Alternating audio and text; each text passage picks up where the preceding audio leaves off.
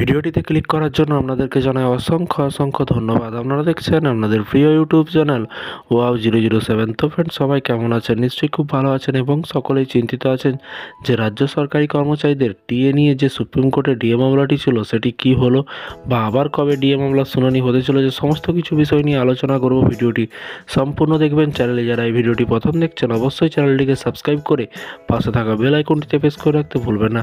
Final disposal হিসেবে স্থান কিন্তু সোমবার ডিএ মামলা উঠছে সুপ্রিম কোর্টে। দেখতেই পাচ্ছেন ডিএ মামলার আবার কিন্তু সুপ্রিম কোর্টে উঠতে চলেছে। কি বলা হয়েছে? ডিএ মামলা সুপ্রিম কোর্ট দীর্ঘ অপেক্ষার পর রাজ্যের সরকারি কর্মচারীদের বহু প্রতীক্ষায় মহার্ঘ ভাতা সংক্রান্ত মামলাটি উঠেছে দেশের সর্বোচ্চ আদালতে সুপ্রিম কোর্টে।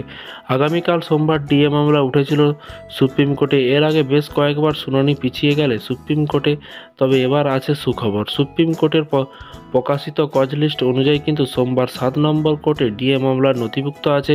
বিচারপতি হৃষিকেশ রায় এবং বিচারপতি প্রশান্ত কুমার মিশ্রের বেঞ্চে মামলাটি উঠবে। তবে 60 নম্বর থাকায় ডিএ মামলাটি আদৌ শুনানির জন্য উঠবে কিনা তাই নিয়ে কিন্তু সন্দিহান রাজ্য সরকারি কর্মীরা। এর আগে 5ই ফেব্রুয়ারি যখন সুপ্রিম কোর্টে ডিএ মামলা ওঠার কথা ছিল, তখনও কিন্তু বিচারপতি রায় এবং বিচারপতি মিশ্রের বেঞ্চে 60 নম্বরে নথিভুক্ত ছিল, কিন্তু সময়ের অভাবে কিন্তু সেদিনও কিন্তু ডিএ মামলার শুনানি করা যায়নি।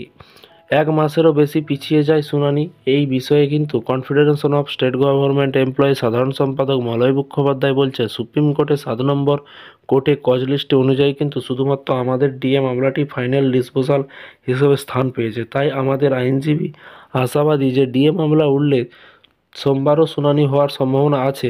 এবার দেখা যাক। কিন্তু সোমবার পেরিয়ে গেল, ডিএ মামলার শুনানি কিন্তু পিছিয়ে গেল।